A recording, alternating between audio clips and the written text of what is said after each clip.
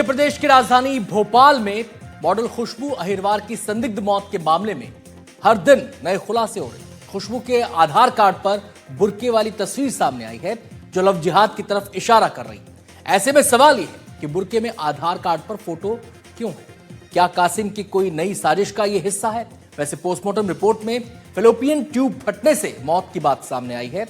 इसके बाद police slide sampling कराकर मॉडल की मौत के रहस्य से पर्दा उठाने में जुट गई है।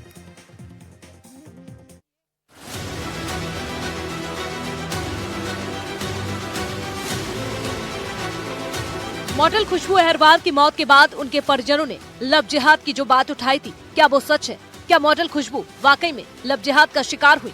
क्या कासिम ने धोखे से खुशबू को अपने प्यार के जाल में फंसाया और फिर जबरन धर्म में परिवर्तन कराया? क्या खुशबू को कासिम की असलियत का अंदाजा नहीं था? क्या प्यार के धोखे में कासिम ने खुशबू के भरोसे का खून किया? क्या खुशबू की मौत किसी गहरी साजिश का नतीजा है? ये सवाल इसलिए उठ रहे हैं क्योंकि खुशबू के आधार कार्ड की तस्वीर सामने आई है जिसमें खुशबू बुर्के में नजर आ रही हैं। खुशबू के आधार कार्ड पर बुर्के में ये तस्वीर लव जिहाद और धर्म परिवर्तन की थ्योरी को कहीं न कहीं पुख्ता करती नजर आ रही है। अगर खुशबू का धर्म परिवर्तन नहीं कराया गया तो आधार कार्ड पर बुर्के वाली तस्वीर कैसे लगी?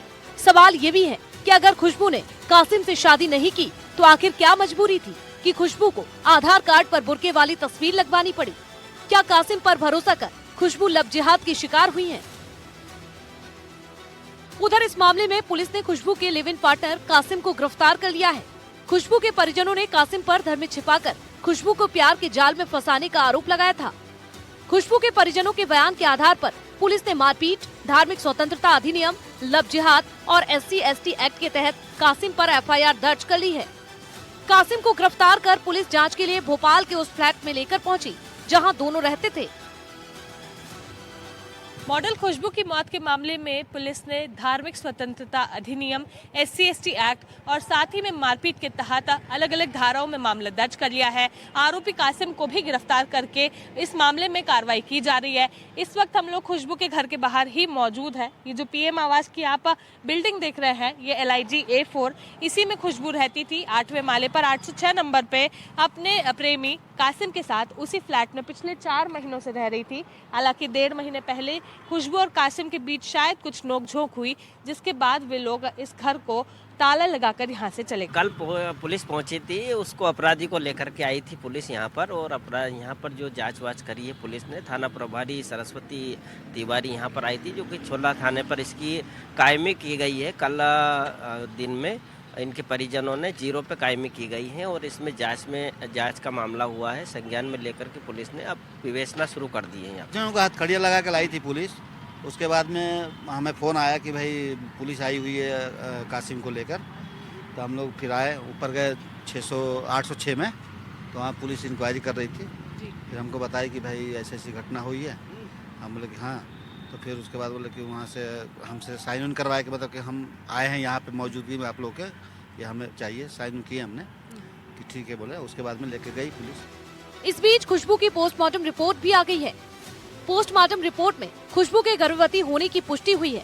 गर्भाशय की नली फटने से खुशबू की मौत हुई। हालांकि खुशबू से मारपीट और उसके शरीर पर चोट के कोई निशान नहीं मिले थे। फिलहाल उसकी जाँच के लिए बिस्रा भेज दिया गया है। बिस्रा रिपोर्ट सामने आने के बाद ही स्थिति और साफ होगी कि खुशबू की मौत कैसे हुई। इधर खुशबू की मौत की उलझती हुई गुत्थी को सुलझाने के लिए पुलिस अब स्लाइड सैंपलिंग कराएगी, जिसमें ये पता लगाया जाएगा कि आखिर फेलोपियन ट्यूब कैसे फटी। क्या ट्यूब का फटना ही था खुशबू की मौत का कारण? आरोपी कासिम का गल्फ कंट्री से कनेक्शन भी सामने आया है। आरोपी ने पूछताछ में बताया कि वो 2 सालों तक गल्फ में रहकर नौकरी भी कर चुका है। पुलिस इस एंगल से भी मामले की जाँच में जुटी हुई है। जब पुलिस यहाँ पर आई तो उन्हें गेट खुला हुआ दिखा, जिसके चलते वे घर के अंदर तो नहीं गई, लेकिन कासिम को घर दिखाते हुए ही यहाँ से वापस ले गई, न्यायालय में पेश किया गया और अब आगे की कार्रवाई पुलिस द्वारा की जा रही है। कैमरामैन राजू बातम के साथ निहारिका शर्मा, NDTV।